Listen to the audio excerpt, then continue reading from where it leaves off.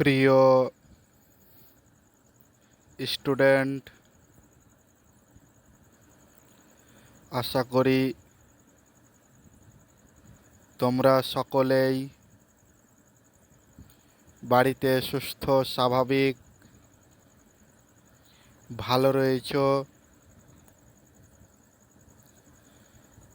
তোমাদের ভালো লাগা নিয়েই শুরু করছি আজকের এই অনলাইন ক্লাস। অনলাইন ক্লাসের পক্ষ থেকে তোমাদের সকলকে জানাই আন্তরিক শুভেচ্ছা, অভিনন্দন এবং আহ্বান। আজকে আমরা ক্লাস 7-এর একটি কবিতা নিয়ে আলোচনা করব। কবিতার নাম বঙ্গভূমির প্রতি। কবি মাইকেল মধুসূদন দত্ত। আমাদের সিলেবাসের অন্তর্ভুক্ত যে কবিতাগুলো রয়েছে, কবিতাগুলো আমাদের একবার করে পড়া হয়ে গিয়েছে, তাই আমরা আবার প্রথম দিক থেকে রিভাইজ দিব। আজকে আমরা আলোচনা করছি বঙ্গভূমির প্রতি এই কবিতাটি। তোমরা সকলেই জানো এই প্রাকৃতিক দুর্যোগের জন্য স্কুলে ক্লাস হচ্ছে না, তাই এই অনলাইন ক্লাসের ব্যবস্থা করা হয়েছে। তাহলে আজকে আমরা এই কবিতা আলোচনা করার পূর্বে কবি সম্পর্কে কিছুটা জেনে নেওয়ার চেষ্টা করব। আমরা এর আগেও মাইকেলের লেখা কবিতা পড়েছি, তাই মাইকেল সম্পর্কে আমাদের মোটামুটি একটা ধারণা রয়েছে। তারপরেও আজকে আমি কবি সম্পর্কে তোমাদের কিছু বলতে চাইছি। আমাদের এই কবি অর্থাৎ মধুসূদন দত্ত জন্মগ্রহণ করেছিল 1824 খ্রিস্টাব্দে। 1824 খ্রিস্টাব্দে জন্মগ্রহণ করেছিল। বর্তমানে যেটা বাংলাদেশ রয়েছে, সেই বাংলাদেশের যশোহর বলে একটি জেলা রয়েছে। সেই যশোহর জেলার সাগরদাড়ি গ্রামে আমাদের কবি মধুসূদন দত্ত জন্মগ্রহণ করেছিলেন। পিতার নাম রাজনারায়ণ দত্ত, মায়ের নাম জাহ্নবী দেবী। ছোট থেকেই মাইকেলের স্বপ্ন তার যে প্রতিভা, সেই প্রতিভাকে যথাযথভাবে কাজে লাগানো। তার প্রতিভা সবথেকে বেশি মনে করা হতো বা মাইকেল মনে করতেন ইংরেজি সাহিত্যে। ছোট থেকেই তিনি ইংরেজির প্রতি আগ্রহী ছিলেন, তাই ছোট থেকেই স্বপ্ন দেখতেন ইংরেজি সাহিত্যে তিনি একজন বড় মাপের কবি হবেন। বাইরনের মতো কবি। বাইরন যেমন ইংরেজি সাহিত্যে একজন অতি পরিচিত নাম যশওয়ালা একজন কবি, ঠিক সেই রকমই মাইকেলও স্বপ্ন দেখেছিল ছোট থেকেই ইংরেজি সাহিত্যে বাইরনের মতো তিনিও একজন পৃথিবী খ্যাত কবি হবেন। এর জন্য তাকে অনেক কিছু ত্যাগ করতে হয়েছিল। নিজ স্বপ্নকে বাস্তবে রূপ দেওয়ার জন্য নিজ পিতা দ্বারা তিনি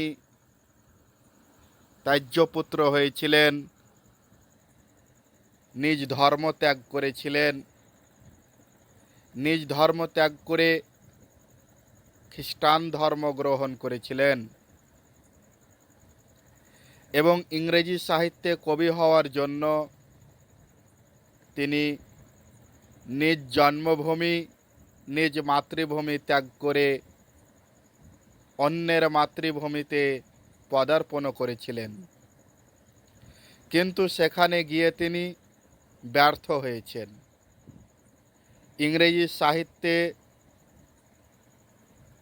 নিজ স্থান দখল করে নিতে তার ভাগ্য তাকে বাধা সৃষ্টি করেছে, যার কারণে নিজ স্বপ্ন ছেড়ে দিয়ে নিজের জন্মভূমির টানে নিজ জন্মভূমিতে ফিরে এসেছেন। 1858 সালে যখন তিনি কলকাতায় ফিরে এলেন, সেই সময় কলকাতার বুকে চলছিল নাটকের রমরমা বাজার। কিন্তু নাটকগুলি ছিল সংস্কৃত নাটক, গ্রিক নাটক। এই নাটকগুলিকে বাংলায় তর্জমা করে অনেক সময় অভিনয় করা হতো, অনেক সময় মূল নাটকই অভিনয় করা হতো। কলকাতার বুকে নাটক অভিনয় হলেও নাটক দেখার জন্য সাধারণ আপামর জনসাধারণের কোনো সুযোগ সুবিধা ছিল না। নাটক অভিনয় হতো জমিদার বাড়িতে। জমিদার সাহেব যাকে যাকে নাটক দেখার জন্য আমন্ত্রণ করতেন, আহ্বান করতেন, সেই ব্যক্তিরাই ওখানে উপস্থিত হতে পারত। 1858 সালে কলকাতার বেলগাছিয়া নাট্য মঞ্চে রামনারায়ণ তর্করত্নের রত্নাবলী নাটক অভিনয় দেখার জন্য মাইকেলকে আহ্বান করা হয়। মাইকেল সেখানে নাটক অভিনয় দেখতে গিয়ে দেখলেন বাঙালিরা পান্তা ভাতকে গরম ভাত বলে খেয়ে যাচ্ছেন।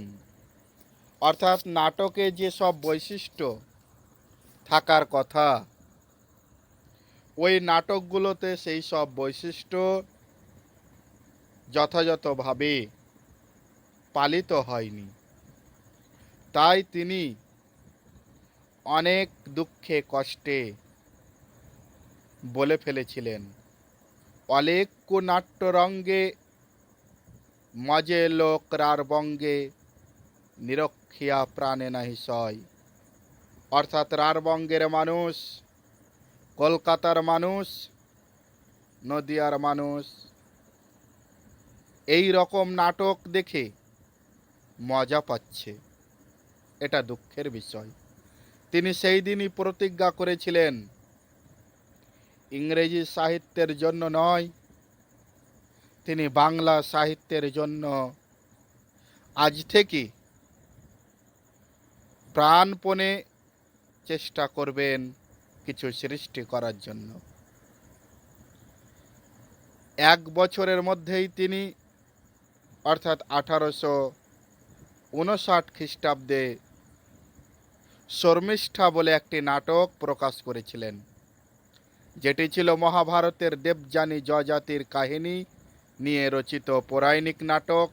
নাটকটির নাম হচ্ছে শর্মিষ্ঠা।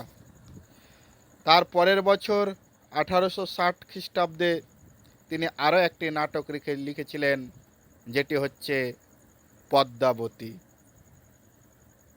এই পদ্মাবতী নাটক তিনি লিখেছিলেন অ্যাপেল অফ ডিসকর্ডকে অবলম্বন করে। এটিও ছিল তার পৌরাণিক নাটক। 1860 সালে তিনি কাব্য রচনাও শুরু করেছিলেন, তিলোত্তমা সম্ভব। এই নাটকটিও তিনি এই কাব্যটিও তিনি রচনা করেছিলেন। এই কাব্যটি ছিল অমৃত অক্ষর ছন্দের প্রথম সূত্রপাত। 1860 সালে তিনি 2টি প্রহসনও রচনা করেছিলেন, একেই কি বলে সভ্যতা, বুড়ো শালিকের ঘাড়েরও। 1861 সালে আরও একটি নাটক লিখেছিলেন, যে নাটকটি হচ্ছে প্রথম ঐতিহাসিক ট্র্যাজেডি নাটক। প্রথম ঐতিহাসিক ট্র্যাজেডি নাটক, নাটকটির নাম হচ্ছে কৃষ্ণকুমারী, 1861। এটির কাহিনী নেওয়া হয়েছিল অ্যানালস অ্যান্ড অ্যান্টিকুইটিক অফ রাজস্থান থেকে, এর কাহিনী নেওয়া হয়েছিল। 1861 সালে তিনি একটি মহাকাব্য লিখেছিলেন, যে কাব্যটির নাম হচ্ছে মেঘনাদ বধ। 1862 সালে তার শ্রেষ্ঠ অমৃতক্ষর ছন্দে লেখা কাব্য বীরাঙ্গনা, এবং 66তে চতুর্দশপদী কবিতাবলী। মাত্র তিনি 7 বছর বাংলা সাহিত্য রচনা করে গিয়েছিলেন, কিন্তু এই অল্প সময়ের মধ্যে, এই 7 বছরেই তিনি 77 বছরের সাহিত্য রচনা করেছিলেন।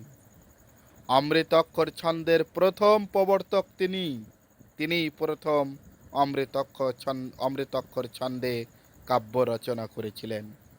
তিনি প্রথম ঐতিহাসিক ট্র্যাজেডি নাটক সৃষ্টি করেছিলেন। তাহলে আমাদের মাইকেল তার যে ট্যালেন্ট, সেই ট্যালেন্টের কথা মুখে প্রকাশ করে শেষ করা যাবে না।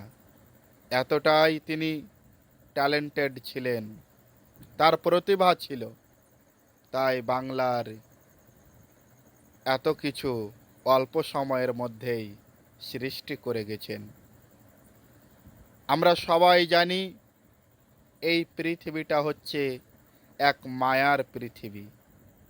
এখান থেকে কেউ বিদায় নিতে না চাইলেও প্রকৃতির নিয়মে, বিধির বিধান মেনে প্রত্যেককে একদিন না একদিন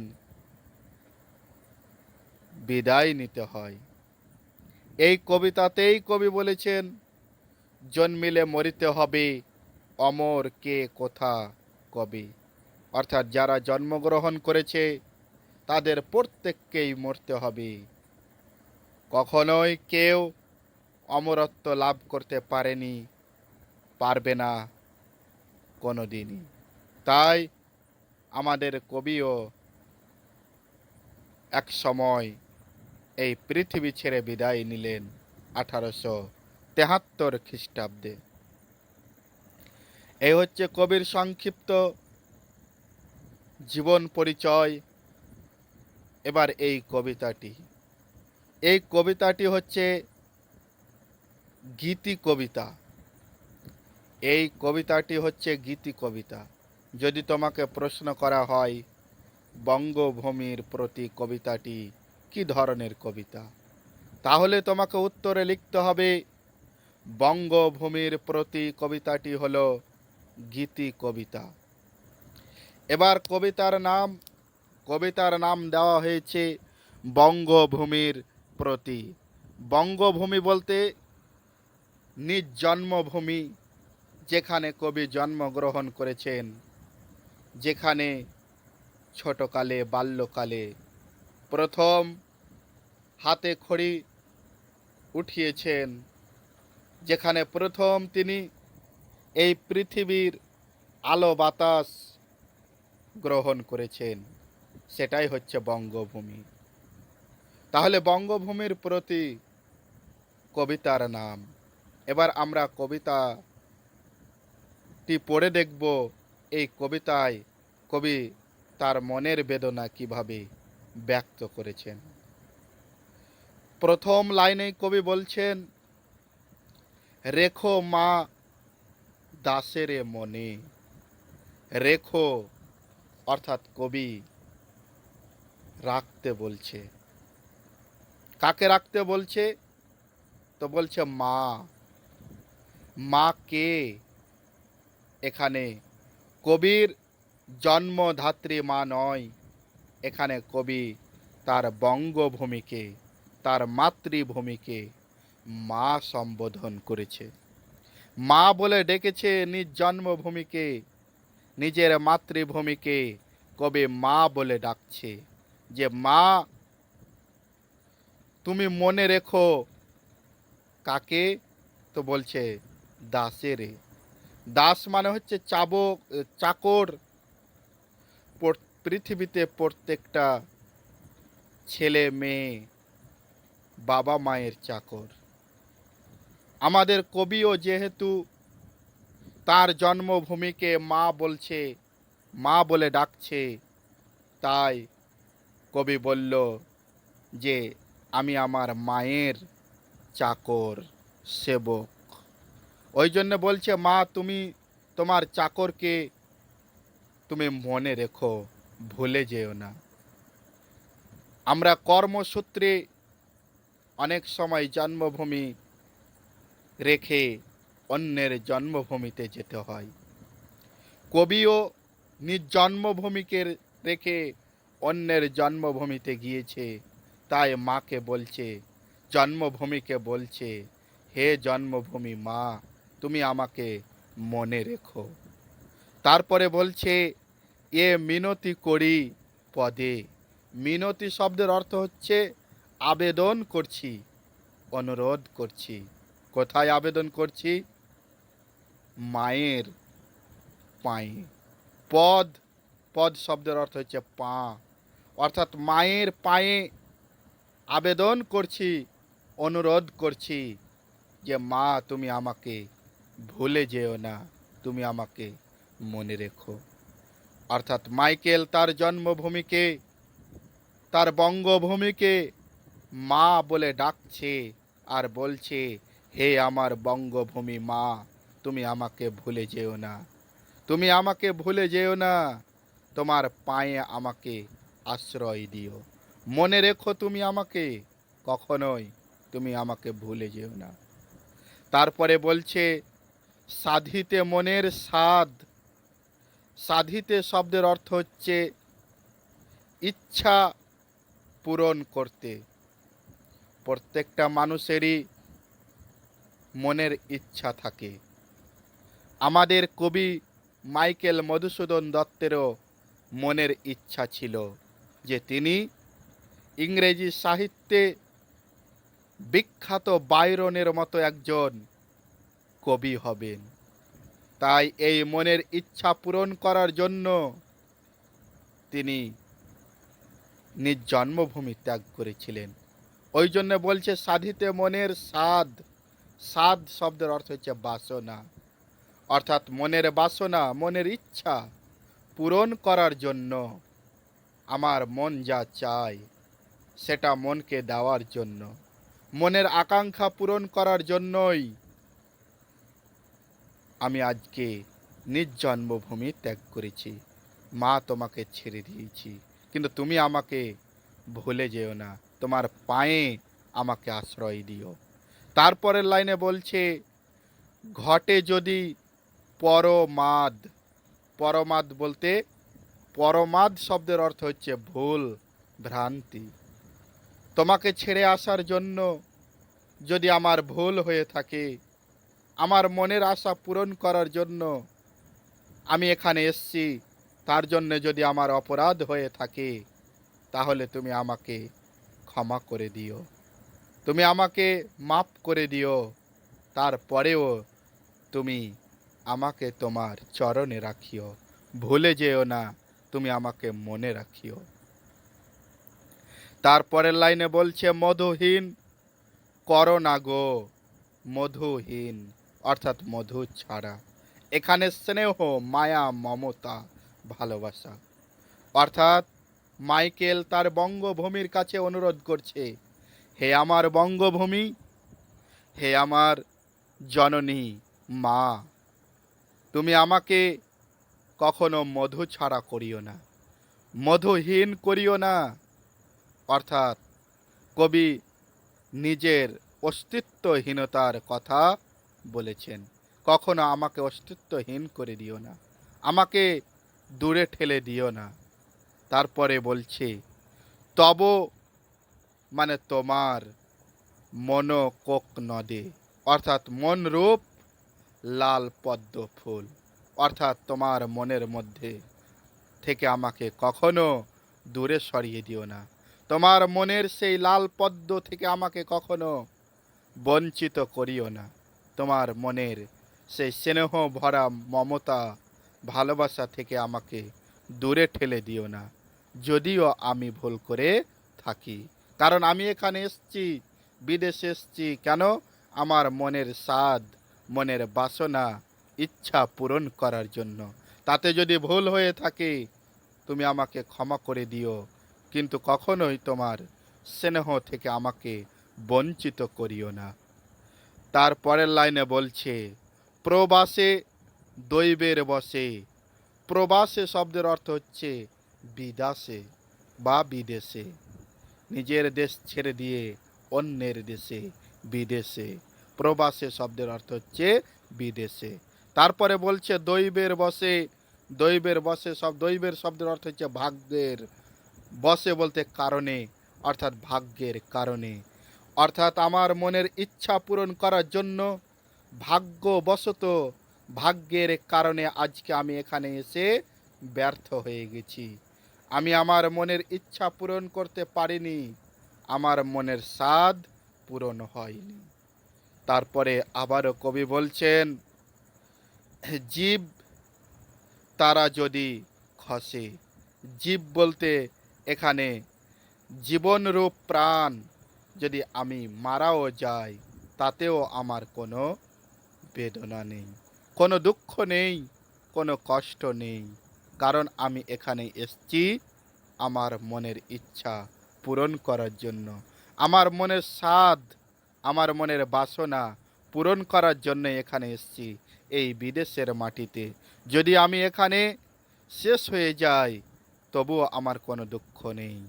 তারপরে বলছে যদি খসে, অর্থাৎ আমার এই দেহ থেকে যদি প্রাণ আলাদা হয়ে যায়, প্রাণ যদি বিচ্ছিন্ন হয়ে যায়, তারপরেও আমি দুঃখ করব না। কিন্তু তুমি আমাকে কখনোই ভুলে যেও না মা, তুমি তোমার চরণে আমাকে আশ্রয় দিও, তোমার চাকর হিসাবে, তোমার সেবক হিসাবে তুমি আমাকে আশ্রয় দিও। তাহলে এইভাবে কবি তার বঙ্গভূমির প্রতি কবিতায় নিজের মনের দুঃখ বেদনা উজাড় করে দিচ্ছেন, মনের বেদনা প্রকাশ করে হালকা হতে চাইছেন, মনের দুঃখ কষ্ট বলতে চাইছেন, আর তার নিজ জন্মভূমির প্রতি বারবার অনুরোধ করছেন, নিবেদন করছেন, আবেদন করছেন যে যেন বঙ্গভূমি অর্থাৎ জন্মভূমি মা কখনো যাতে কবিকে ভুলে না যায়। তাহলে আজকের মতো এই পর্যন্তই রাখছি, বাকি অংশটুকু এর পরবর্তী ক্লাসে আলোচনা করব। ততক্ষণ তোমরা এইটুকু ভালো করে পড়ে নিবে, শব্দের অর্থগুলো দেখে নিবে কি বলতে চাইছে, বাড়িতে ভালো করে স্টাডি করো। তোমরা সুস্থ থাকো, তোমাদের সঙ্গে আবারও দেখা হবে পরবর্তী ক্লাসে, এই আশা রেখে, এই কামনা করে আজকের ক্লাস এখানেই শেষ করলাম।